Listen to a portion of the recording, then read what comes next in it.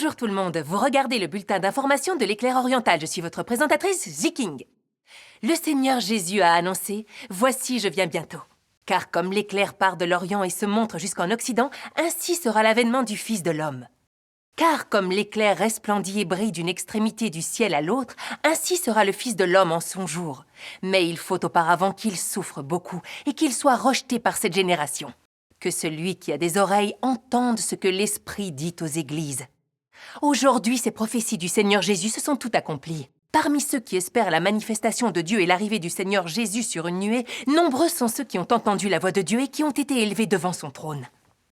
En 1991, un Fils de l'homme a commencé à parler en Orient, rompant le silence de la nuit sombre avant l'aube et ébranlant différentes confessions chrétiennes en Chine. Débordant de joie, les gens sont allés répandre la bonne nouvelle, témoigner que le Seigneur Jésus était revenu et que Dieu avait commencé à parler. En à peine plus d'une décennie, les déclarations de ce Fils de l'homme se sont répandues dans toute la Chine continentale. Il s'agissait de la manifestation et de l'œuvre de Dieu Tout-Puissant en Chine. La manifestation et l'œuvre de Dieu Tout-Puissant ont fait sensation en Chine continentale, mais elles ont aussi ébranlé le reste du monde.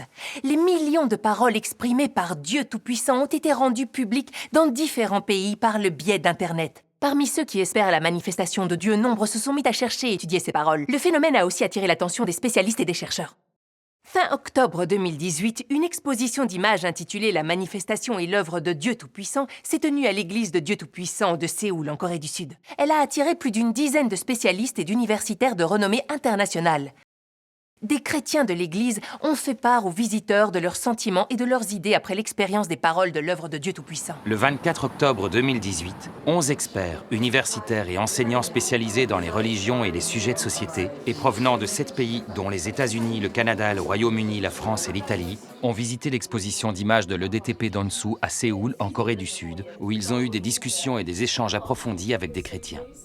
J'ai été très touchée que vous nous réinvitiez ici. Et je trouve votre exposition extrêmement utile, car c'est très bien expliqué, très pédagogique, et vous présentez bien la chronologie de l'Église. L'année dernière, je n'avais pas réalisé que vous aviez ce lien avec Watchman Nee et Witness Lee.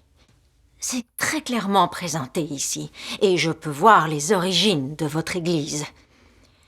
Et puis, c'est très important pour nous de voir comment les gens ont pratiqué au début, comment ils se sont rencontrés.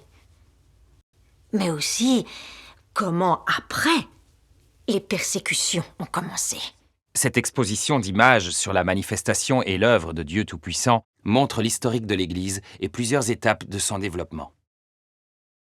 Elle montre l'origine de la manifestation et de l'œuvre de Dieu Tout-Puissant, la façon dont Dieu Tout-Puissant a servi les gens en parlant dans les églises de maison, la façon dont Dieu Tout-Puissant a commencé officiellement l'œuvre du jugement en commençant par la maison de Dieu, et la façon dont l'évangile du règne s'est répandu. À l'aide d'images et de textes explicatifs, elle nous fait revivre des scènes de l'émergence et du développement de l'Église qui ont vraiment eu lieu. Je pense que cette exposition est très utile. En particulier parce que les chercheurs ont pu visiter l'exposition avec des frères et des sœurs qui étaient là depuis 1991. En effet, certains détails étaient déjà connus, mais d'autres sont nouveaux. L'exposition est donc très utile pour accéder à une meilleure connaissance des origines de l'Église de Dieu Tout-Puissant, en particulier la période cruciale 1991 et 1992 qui est extrêmement importante. Elle est importante pour comprendre comment l'Église de Dieu Tout-Puissant est née à cette époque. Les premières images nous montrent le contexte de la manifestation et de l'œuvre de Dieu Tout-Puissant, le Fils de l'homme incarné. Au début des années 1980, quand la Chine s'est ouverte sur le monde, il y a eu une résurgence des croyances religieuses. Les églises de maison, longtemps victimes d'une oppression et d'une persécution brutale de la part du PCC, ont commencé à apparaître comme des champignons après la pluie, après des années de répression. En 1983, les églises de maison connaissaient une croissance rapide dans tout le pays. Rien que dans le Henan, il y avait alors plus d'1 million de crieurs, ce qui a provoqué une panique au sein du gouvernement chinois. Entre 1983 et 1987, le PCC a dirigé contre les églises de maison et plus particulièrement contre les crieurs 2 campagnes de harcèlement féroce et d'arrestation. Cela a été un coup très dur pour les crieurs qui avaient prospéré dans tout le pays. Cependant, confrontés aux arrestations et à la persécution frénétique du PCC, les chrétiens qui croyaient vraiment en Dieu n'ont pas cédé à Satan. Certains chrétiens, en particulier parmi les crieurs, ont persévéré dans l'organisation de réunions et la lecture de la Bible. Les larmes coulant sur leurs joues, ils ont prié pour le retour du Seigneur en lui demandant de les sauver des ténèbres. C'est dans ces églises de maison que le Dieu Tout-Puissant incarné a commencé à parler en œuvrant parmi les élus de Dieu. Ces églises de maison ont été les précurseurs de l'Église de Dieu Tout-Puissant. J'ai commencé à croire au Seigneur Jésus avec mes parents en 1981. À ce moment-là, les églises venaient de commencer à réapparaître et de plus en plus de gens croyaient au Seigneur. À l'époque, on se réunissait tous chez des particuliers. À l'intérieur, c'était plein à craquer. Certains étaient même obligés de rester debout dehors. Certains disaient que si tant de gens croyaient au Seigneur, le gouvernement allait être obligé de les réprimer et de les arrêter. En 1983, le PCC a commencé à arrêter certains crieurs. C'était une campagne de grande ampleur. Mais les églises n'ont pas tardé à réapparaître. Et elles ont connu une croissance particulièrement rapide. En 1987, le PCC a commencé à arrêter tous les crieurs. Les frères et sœurs arrêtés étaient entassés dans un gros camion, les mains liées dans le dos, avec un grand écriteau attaché autour du cou. Sur l'écriteau, il était écrit « criminels politiques ou contre-révolutionnaires ». On les faisait défiler dans les rues. Et ils étaient placés sur une vaste plateforme pour y subir une dénonciation publique. Par la suite, certains d'entre eux ont été condamnés à des peines particulièrement lourdes. Certains dirigeants des églises ont été condamnés à des peines de plus de 10 ans, voire plus de 20 ans. Malgré cet environnement hostile, des frères et sœurs n'ont pas renoncé aux réunions. Car dans nos cœurs, nous avions tous cette conviction. Nous sommes au temps des derniers jours et nous devons accueillir le retour du Seigneur.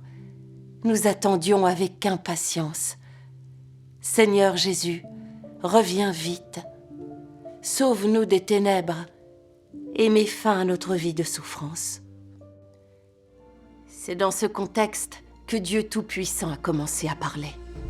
Le 11 février 1991, le Fils de l'homme incarné a exprimé le premier passage attestant la manifestation et l'œuvre de Dieu. Certains ont trouvé ces paroles particulièrement nouvelles et émouvantes. Ils ont trouvé que ce n'étaient pas des paroles ordinaires et ils les ont communiquées à l'homme utilisé par le Saint-Esprit.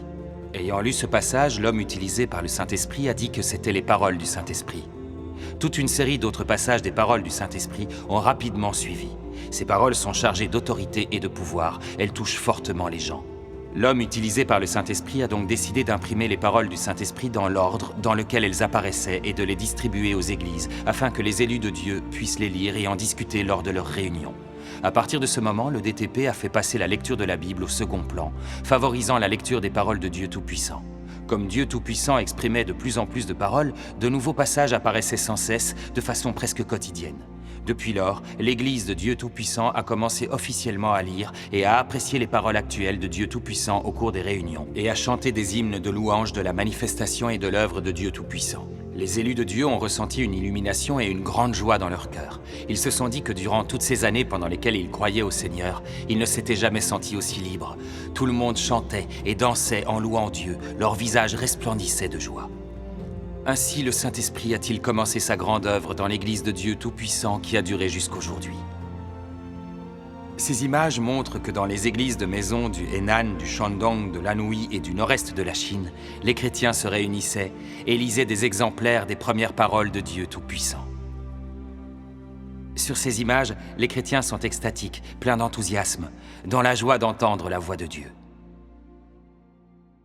En février 1991, les paroles exprimées par Dieu Tout-Puissant s'étaient répandues à travers les églises du Henan.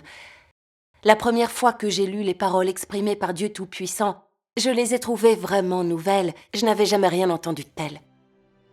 J'ai lu ces paroles de Dieu Tout-Puissant. Des louanges sont venues à Sion et la demeure de Dieu est apparue. Le glorieux saint nom est loué par tous les peuples et est en train de se répandre. Ah, Dieu Tout-Puissant, le chef de l'univers, Christ des derniers jours, il est le soleil brillant et s'est levé sur le majestueux et magnifique mont Sion dans tout l'univers. Quand je les ai lus, j'ai senti qu'elles étaient le témoignage de la manifestation de Dieu, qu'elles attestaient du retour de Dieu. J'étais très enthousiaste. Dieu est revenu. Où est-il? Dans quelle église Dieu prononce-t-il ces paroles? Le glorieux saint nom, Dieu Tout-Puissant. Était-ce le nouveau nom de Dieu? Dieu s'était déjà manifesté et avait commencé à œuvrer. Dieu Tout-Puissant est le chef de l'univers, Christ des derniers jours. Il est le soleil brillant qui illumine tout ce qui est comme une grande lumière éclairant ce monde obscur. J'ai su tout de suite que Dieu Tout-Puissant était la manifestation de Dieu. N'était-ce pas le retour du Seigneur Jésus? Le Seigneur est revenu. C'est une grande et formidable nouvelle. Nous étions tous très excités. Ensuite, on s'est tous réunis, on a échangé et discuté fiévreusement de ce qu'on avait lu. Plus nous échangions, plus nous sentions que ces paroles étaient la voix de Dieu. Alors nous avons tout de suite senti que nous avions accueilli le Seigneur et que nous avions été élevés devant le trône de Dieu. Par la suite, j'ai lu encore des paroles de Dieu Tout-Puissant. Le roi triomphant siège sur son trône de gloire. Il a réalisé la rédemption et conduit tout son peuple à paraître dans la gloire. Il tient l'univers entre ses mains et, avec sa sagesse et sa puissance divine, il a érigé et affermi Sion. Dans sa majesté, il juge le méchant monde. Il juge toutes les nations et tous les peuples, la terre et les mers et tous les êtres qui y vivent, ainsi que tous ceux qui sont sous du vin de la promiscuité sexuelle. Sûrement Dieu les jugera. Quand je les ai lues, elles m'ont paru vraiment très profondes. Après cela, Dieu Tout-Puissant a commencé à exprimer de plus en plus de paroles, presque un passage par jour. Un flux constant qui était transmis aux églises. Et plus nous lisions les paroles de Dieu Tout-Puissant, plus nous nous sentions illuminés au fond de nous.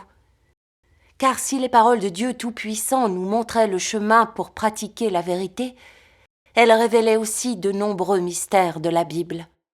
Ce que signifiait être enlevé, par exemple, et ce qu'est la montagne de Sion, ce que sont les premiers fruits mûrs, et les 144 000 enfants mâles victorieux, et les vierges sages, les vierges folles, ainsi que ouvrir le rouleau, défaire les 7 sceaux, les 7 coupes, les 7 fléaux, les 7 trompettes sonnent et les 7 tonnerres qui font entendre leur voix. Personne n'avait été capable d'expliquer ces mystères de la Bible.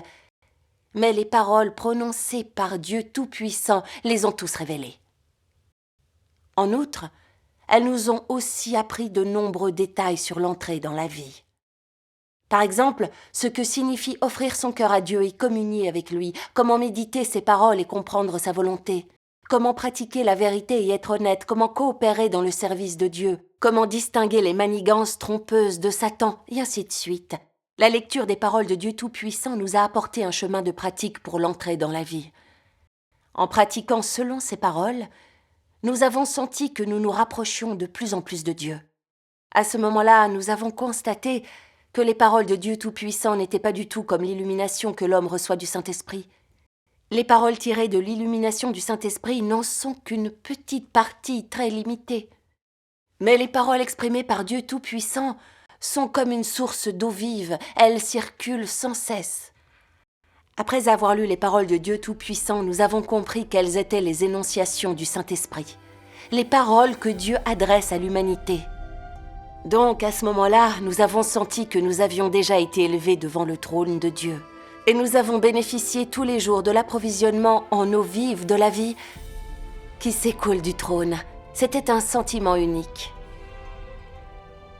Et même si nous n'avons pas vu le visage de Christ des derniers jours, nous avons tous compris que le Seigneur Jésus que nous avions espéré pendant tant d'années était revenu. Après avoir lu les paroles de Dieu Tout-Puissant et entendu la voix de Dieu, nous avons eu l'impression d'être face à face avec le Seigneur. À ce moment-là, nous étions tous très enthousiastes et heureux. À l'époque, on se réunissait presque tous les jours. À chaque fois, on lisait les paroles de Dieu Tout-Puissant. Après cela, nous étions pleins de joie et nous nous sentions bien nourris. Nous avons aussi transformé certaines paroles de Dieu Tout-Puissant en chansons et nous avons chanté et dansé en louant Dieu. Chacun de nous a ressenti cette joie. Chaque jour, quand on se réunissait, c'était comme si l'on fêtait le nouvel an lunaire. La vie d'église était alors très animée. Le Saint-Esprit accomplissait une œuvre magnifique et les frères et sœurs étaient remplis de foi. Le 20 février 1992, les paroles et l'œuvre de Dieu Tout-Puissant ont connu un nouveau départ. Dieu Tout-Puissant a parlé à l'univers tout entier en tant que créateur, en commençant officiellement l'œuvre du jugement par la maison de Dieu à l'ère du règne. Au cours de cette période, Dieu a exprimé 47 énoncés ainsi que 41 interprétations des mystères dans ses paroles, soit au total 88 passages. Dieu Tout-Puissant nous a adressé ces paroles. Les paroles de Dieu à l'univers entier constituent la deuxième partie des déclarations exprimées par Christ. Christ y prend l'identité de Dieu lui-même. La plus grande caractéristique unique de ces déclarations est qu'au cours de cette étape, Dieu ne parle pas en utilisant l'identité de l'Éternel ou de Jésus-Christ, ni de Christ des derniers jours. Au contraire, en utilisant son identité propre, le Créateur, il parle et enseigne à tous ceux qui le suivent et à ceux qui ne le suivent pas encore.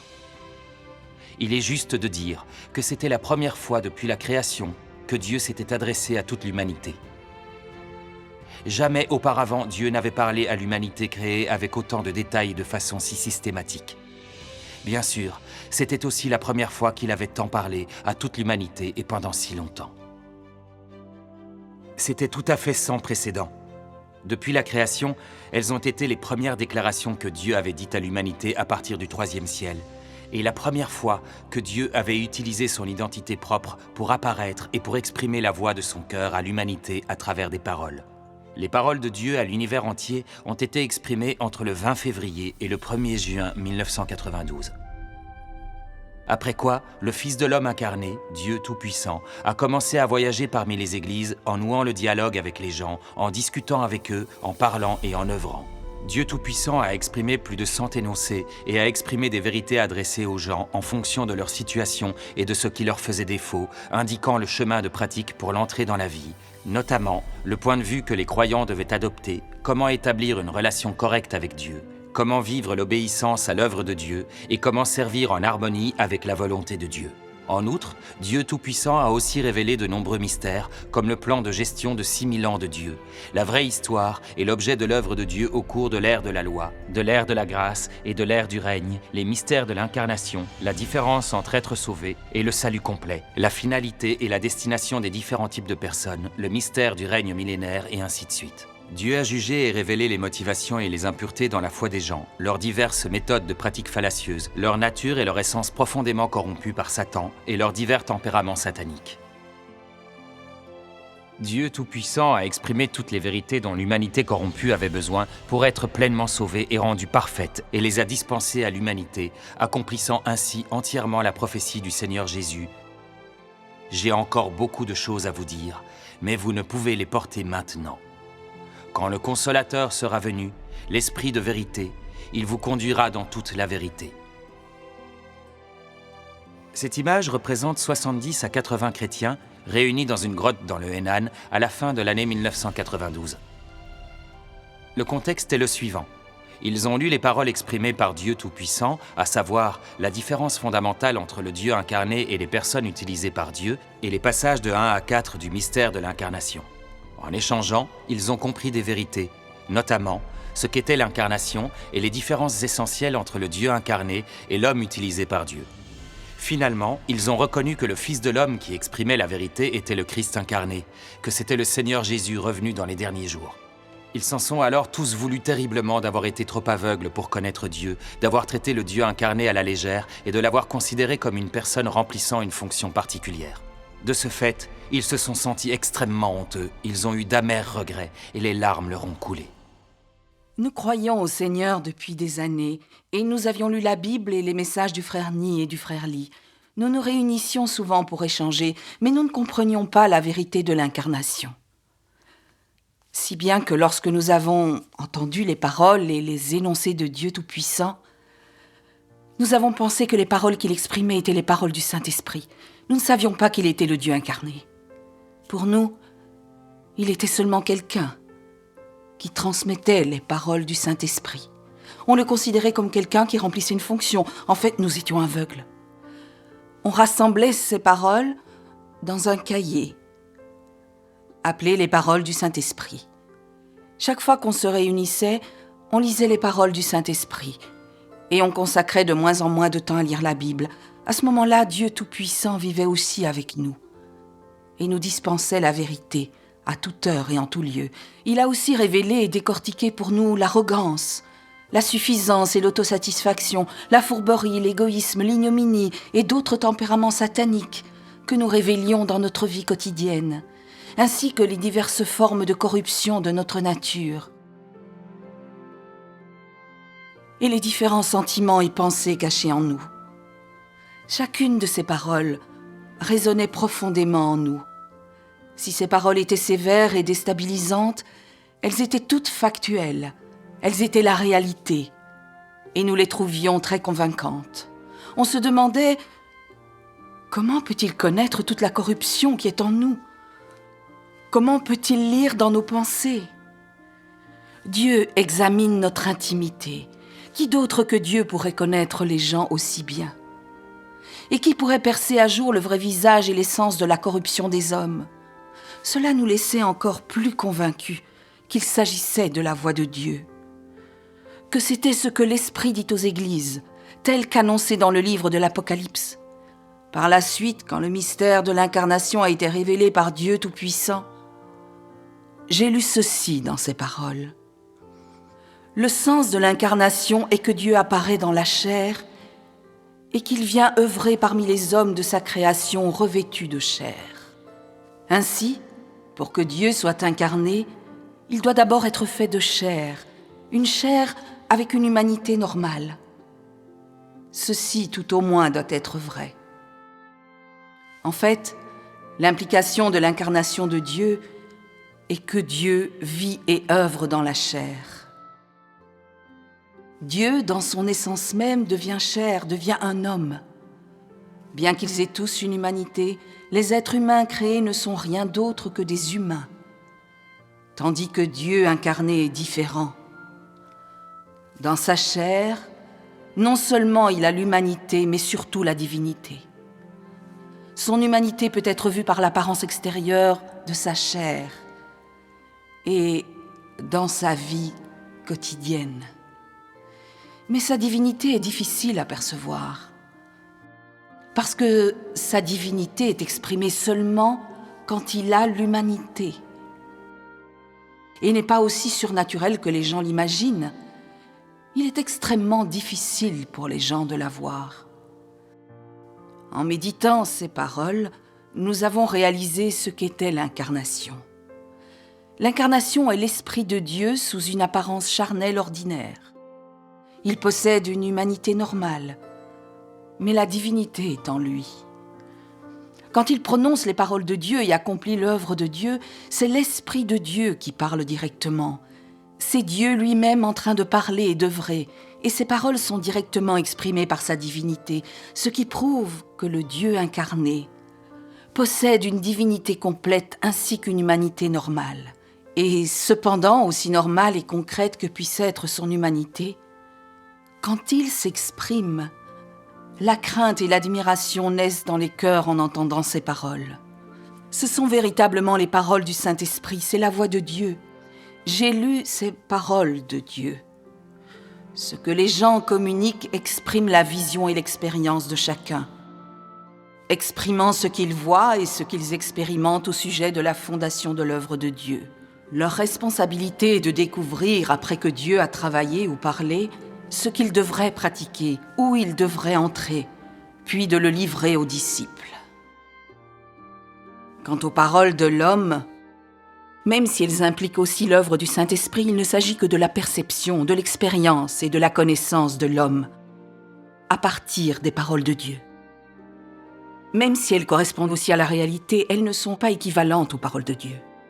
En effet, les hommes sont incapables d'exprimer la vérité. Dieu seul peut exprimer la vérité et révéler les mystères, en exprimant le tempérament juste de Dieu et tout ce que Dieu a et est. Dieu seul est capable d'accomplir l'œuvre de jugement des hommes, de les révéler, de les conquérir et de les sauver. Nous nous sommes alors soudainement rendus compte que le Fils de l'homme, qui avait exprimé toutes ces vérités et avait œuvré parmi nous, était le Dieu incarné, qui s'est manifesté pour œuvrer. Et n'était-ce pas l'accomplissement des prophéties du Seigneur Jésus ? Le Seigneur Jésus a dit Quand le Consolateur sera venu, l'Esprit de vérité, il vous conduira dans toute la vérité. Car il ne parlera pas de lui-même, mais il dira tout ce qu'il aura entendu. Et il vous annoncera les choses à venir. Ce n'est qu'à ce moment-là que nous nous sommes vraiment inclinés devant Dieu. Au fond de nous, nous nous sommes sentis tellement redevables envers Dieu. Nous étions si indociles. Nous avons trouvé que nous avions été vraiment aveugles de ne pas connaître Dieu, car Dieu avait exprimé tant de vérité. Il avait révélé tant de mystères, et pourtant nous ne le connaissions pas, et nous étions incapables de le considérer comme le Dieu incarné. Nous avons eu le sentiment d'avoir commis un odieux péché. À ce moment-là, nous n'avons pu que nous incliner devant Dieu Tout-Puissant avec des larmes de détresse pour nous repentir et confesser nos péchés. Alors seulement nous nous sommes sentis un peu mieux, à la fois sereins et apaisés. Au début de l'année 1995, après avoir connu pendant 3 à 4 ans l'œuvre et les paroles de Dieu, les élus de Dieu avaient compris certaines vérités. Ils avaient compris en même temps le désir urgent de Dieu de sauver l'humanité dans les derniers jours, et il leur incombait de diffuser l'Évangile. Ils se sont chargés de la commission de Dieu et ont commencé à diffuser l'Évangile du règne de Dieu auprès de diverses confessions au sein de la chrétienté. Entre 1997 et 1999, l'Évangile du règne s'est rapidement répandu dans des régions comme le Henan, le Shandong, l'Anhui et le nord-est de la Chine. Dans les églises de maisons de diverses confessions chrétiennes comme les Crieurs, la justification par la foi, la repentance, la grande louange, les adventistes du 7e jour et l'église pentecôtiste, nombreux ont été ceux qui, ayant espéré la manifestation de Dieu, ont reconnu que les paroles de Dieu Tout-Puissant étaient la voix de Dieu et sont revenus à Dieu Tout-Puissant. En 2002, la diffusion de l'évangile du règne en Chine méridionale, dans les régions frontalières et parmi les minorités ethniques, a officiellement commencé. En 2005, l'évangile du règne s'était répandu dans toute la Chine continentale. Puis en 2012, la vague de diffusion atteint son paroxysme. Face à cela, l'oppression et la persécution de l'Église de Dieu Tout-Puissant par le PCC ont elles aussi atteint de nouveaux sommets. Les statistiques sur le sujet sont incomplètes, mais entre 2011 et 2013, plus de 380 380 chrétiens ont été arrêtés et incarcérés. Bien que ce soit un coup terrible pour l'œuvre de l'Évangile, l'Église a continué à croître. Depuis sa fondation en 1991, le DTP a subi une répression et une persécution brutale de la part du PCC. Le PCC a émis un certain nombre de missives secrètes et de documents confidentiels. Il a dépêché des escadrons de policiers armés et a lancé des mesures de répression en série contre l'Église. Mais l'Église de Dieu Tout-Puissant n'a pas été vaincue et encore moins éradiquée. Au contraire, confrontée à cette grave persécution, elle a grandi plus vite encore. Tout cela parce que les paroles de Dieu Tout-Puissant sont la vérité. Elles sont chargées d'autorité et de pouvoir, et elles pénètrent profondément dans le cœur des gens. Ceux qui aiment la vérité ont été mis en prison, et quand ils en sont ressortis, ils ont continué à croire en Dieu, à le suivre et à témoigner pour lui comme auparavant. En 10 ans, 3 à 4 millions de gens sont revenus vers Dieu Tout-Puissant, et l'évangile du règne s'est répandu à travers toute la Chine continentale. Aujourd'hui, il se répand dans des pays et régions du monde entier. C'est l'accomplissement de cette prophétie de la Bible. Il arrivera, dans la suite des temps, que la montagne de la maison de l'Éternel sera fondée sur le sommet des montagnes, qu'elle s'élèvera par-dessus les collines, et que toutes les nations y afflueront.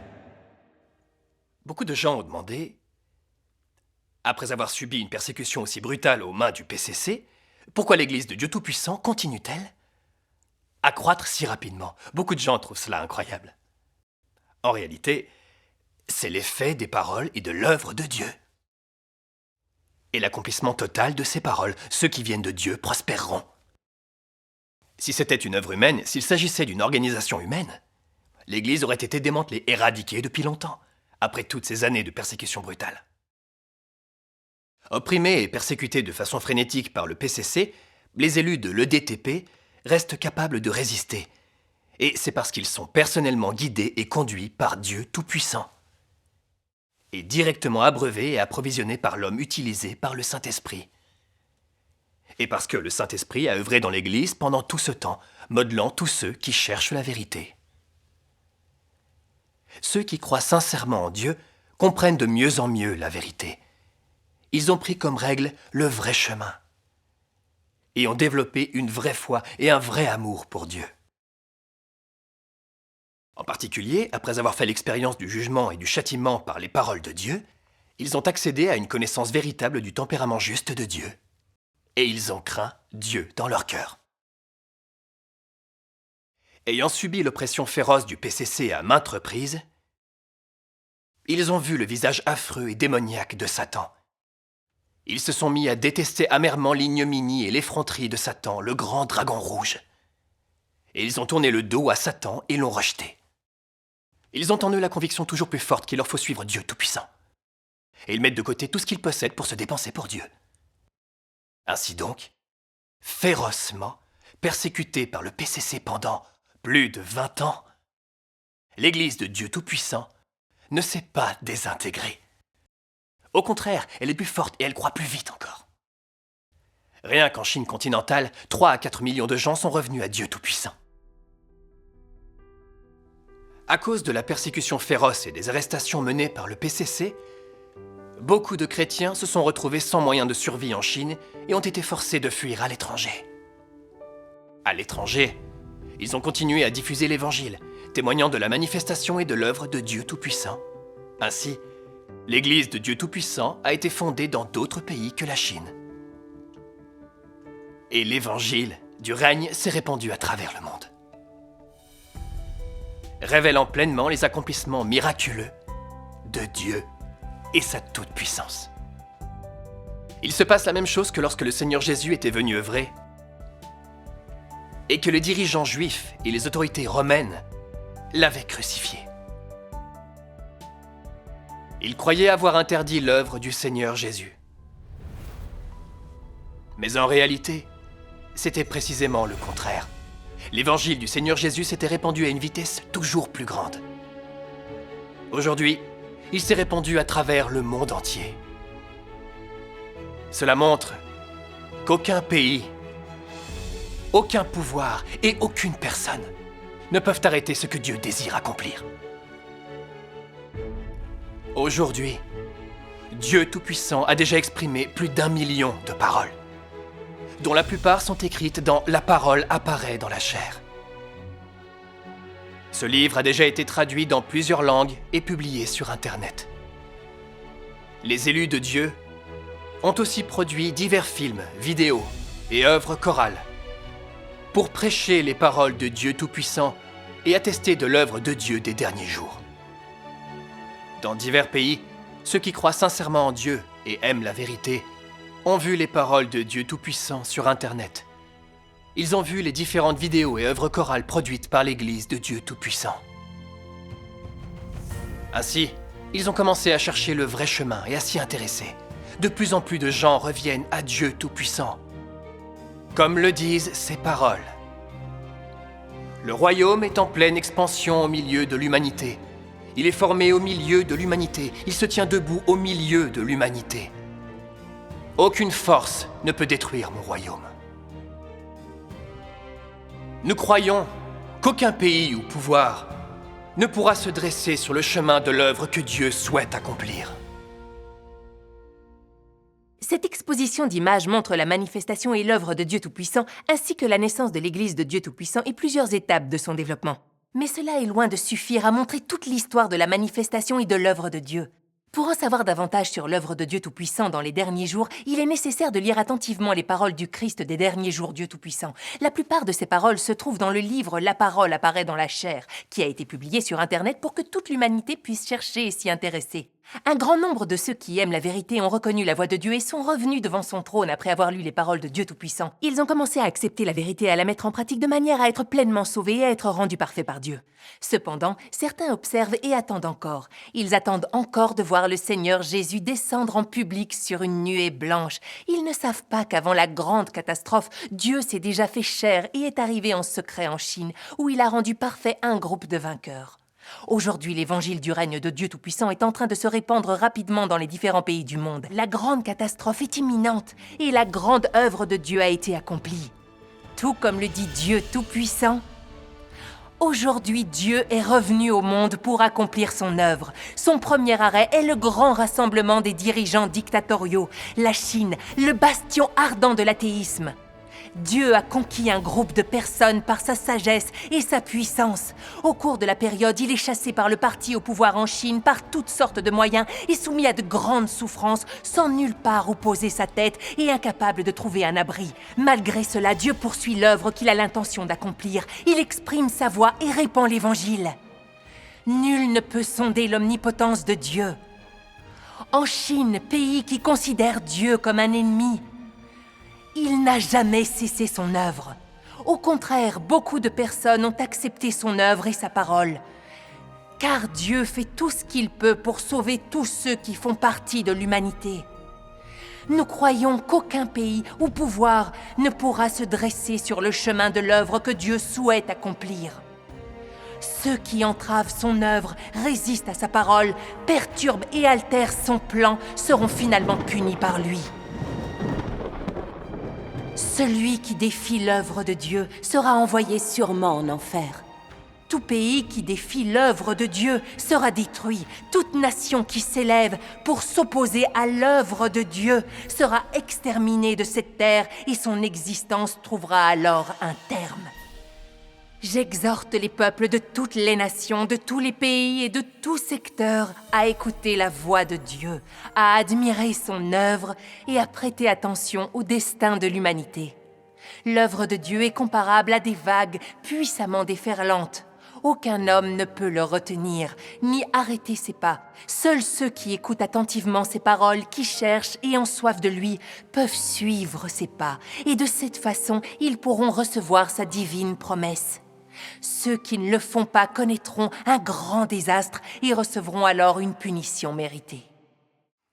Ainsi s'achève notre programme. Merci d'avoir été avec nous et à la prochaine fois.